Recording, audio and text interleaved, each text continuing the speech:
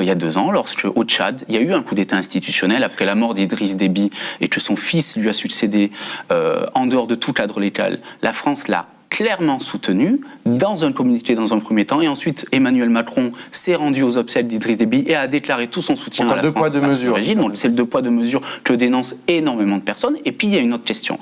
Il ne s'agit pas ici de dire les militaires ont eu raison de prendre le pouvoir, mais il faudra quand même un jour que, au niveau des autorités françaises, on réévalue la question de c'est quoi un président qui est élu, comment il est élu, est-ce qu'il est bien élu. Et c'est là aussi ce qui se joue aujourd'hui au Sahel.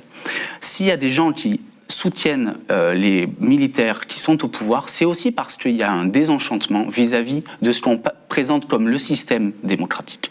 La plupart des présidents qui ont été déchus par des coups d'État militaires ces dernières années avaient des points communs. Ils étaient tous mal élus à l'issue d'élections plus ou moins truquées. Il y avait tous eu des scandales de corruption énormes qui les touchaient directement ou leur entourage. Et enfin, il y a un gros problème de captation des richesses qui ne sont pas redistribuées à la population. Et ça, en fait, les gens n'en veulent plus de ce système.